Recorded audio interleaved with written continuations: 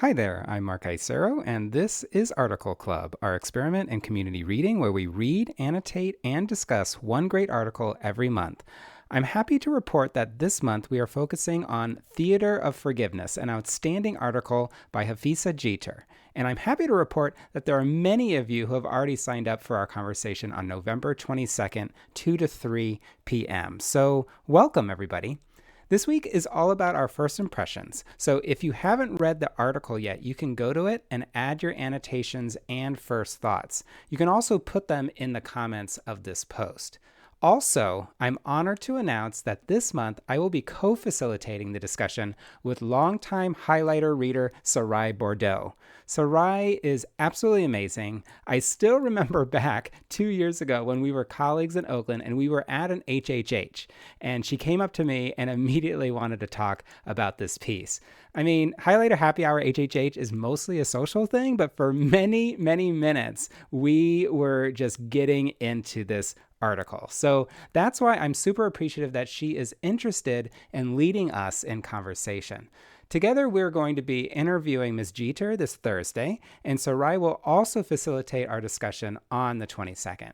I was fortunate to get to talk to Sarai this week, and so I wanted to share a quick conversation we had so that you can get to know her a little bit and see what she's all about. Here it is, and please enjoy. Hey, Sarai, how are you? I'm good. How are you doing? I'm doing good. I'm here, by the way, listeners, with Sarai Bordeaux. Very excited to have you here talking a little bit about this article, Theater of Forgiveness.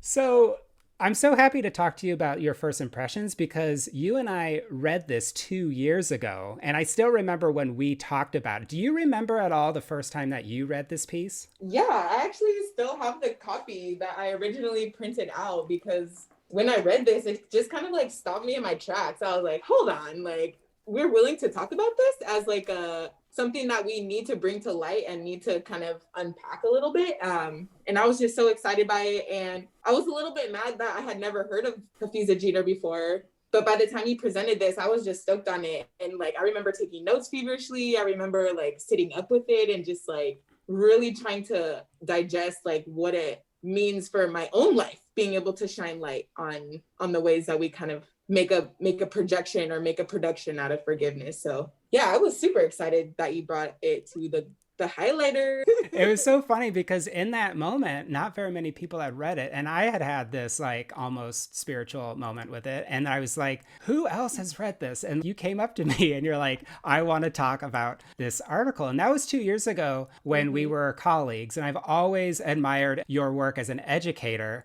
And I also know that you do a ton of a lot of different things. And so for the article clubbers out there, like, who are you, Sarai? Like, just, can you introduce yourself a little bit?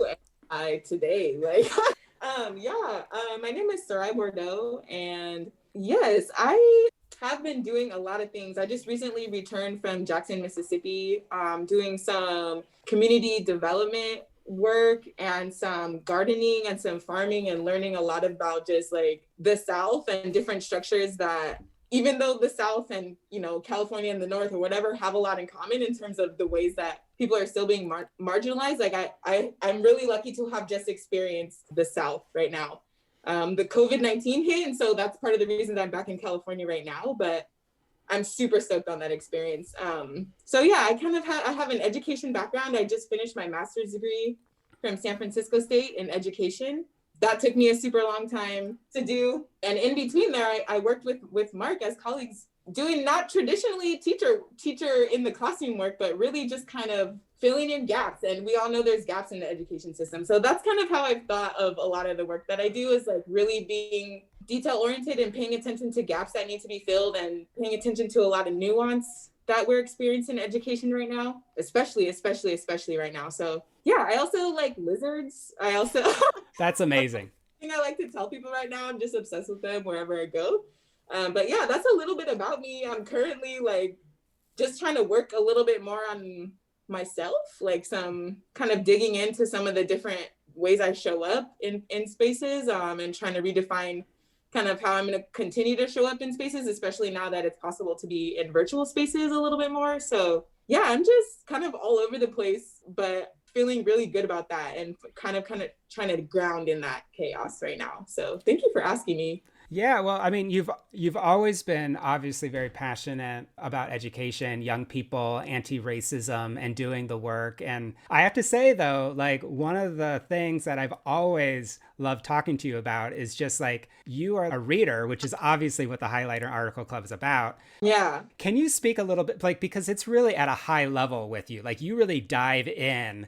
Yeah. Can you say a little bit more about like the role of reading in your life, you know, right now, who you are and what you've become? Yeah, so growing up, like my parents have always had books around us. And it took me a little while for me to be like, okay, this is something like now when I go back through my parents' library, it's the ones that are like all over, it's all over Instagram. And this is like the top list of books that you should read as, as somebody interested in combating oppression. And all of these things have been sitting on my parents' shelves since I was young. And I like never, ever took the time really to dive into those things. But as I kind of realize that individuals are needing to change and needing to like step their game up in terms of their practice, in terms of what they want from their jobs, what they want from their bosses, what they're willing to ask for themselves, like boundaries. I'm realizing that like reading, I don't need to reinvent the wheel all the way. Like there's brilliant folks, Black folks, like Black women, even like young folks, the content that's being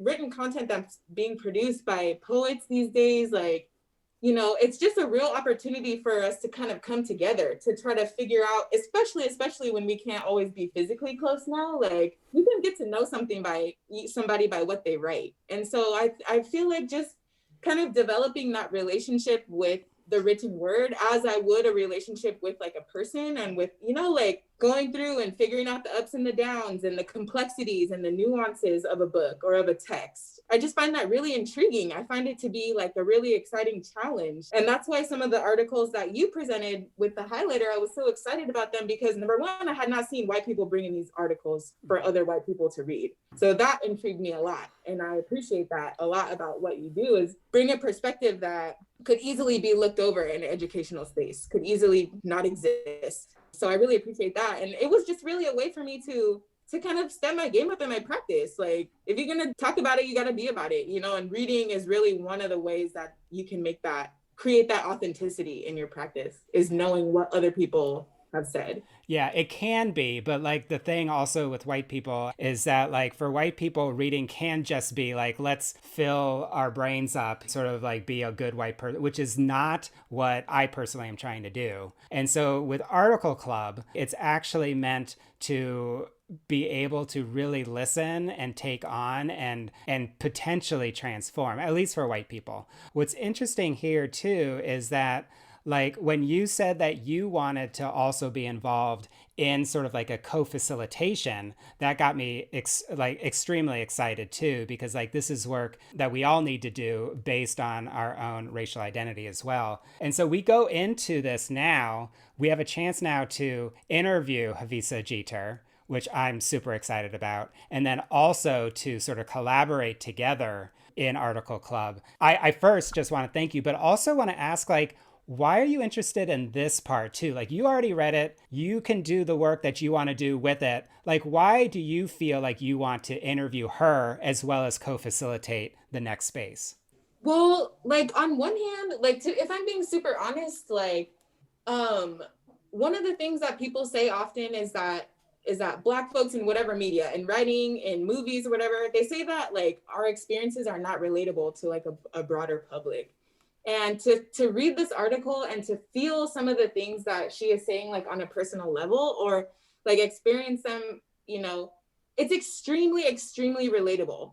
And the folks who are not just reading BuzzFeed's, like, if you want to be a good white person, list of the week, folks who are beyond that, who are past that, because you got to meet people where they are. Like, please read the books, like read all of them. But the people that are interested in doing work beyond that, they are looking for a way to participate in an experience without being like the weirdo voyeur, like white man who wants to steal the souls of Black people when they speak, like that. And me wanting to interview this woman, number one, I think it's important for Black women to talk to each other, and I think it's important that like we are building more relationships that don't necessarily have anything to do with anything besides our own healing. Like that is a 24-hour, 7-day-a-week job in and of itself. So getting to talk to somebody about their experiences, like for me personally, it's part of my healing. Like it's part of something that I need to do for myself to be able to move forward.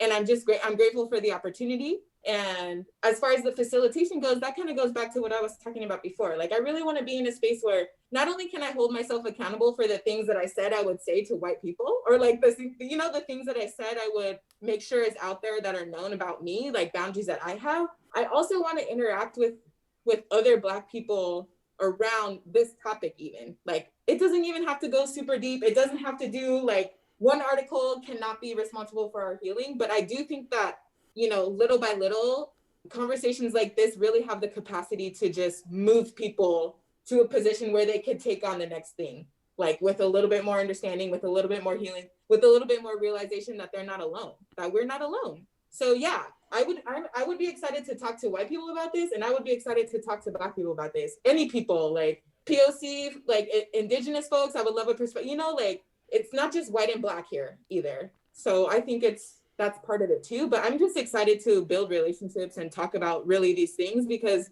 some of the things we were talking about, like it's old. Like we need to talk about new healing things, Yeah. So yeah, I appreciate that question. Yeah, I totally agree. And I'm just super excited to do this with you, but also to see like already, by the way, like there are more people than usual signing up, and there's still like 2 more weeks to go. So like we'll just see, like it could be 10, 20 people, it could grow to be even bigger, and we'll figure out how it's going to be. But I just wanted to make sure that folks out there got introduced to you, got to hear you, got to sort of hear who you are. And I just want to thank you so much for taking the time to share. Wow. I definitely love sharing. I definitely can talk about things like this for days, like with my long-winded self. But no, I just really appreciate the opportunity, and it was timely, even though it's been 2 years. Like I just really feel that this is the perfect space and time for us to be able to engage this conversation. So thank you. Thank you. And I will see you on Thursday when we actually get to interview Ms. Jeter. I'm so excited. Thanks, Sarai, yet again for saying hello to Article Club and for wanting to co-facilitate this month. I'm really looking forward to your contribution. Article Clubbers, 2 things. If you haven't signed up for our discussion on November 22nd, there's still time. All you have to do is go to highlighter.cc/discussion to sign up. Also, if you have any questions or if you're interested in joining this month but are a little bit nervous, don't worry. Just email me at mark@highlighter.cc so that we can chat. All right, that's it. Thank you so much for listening, and have a great week.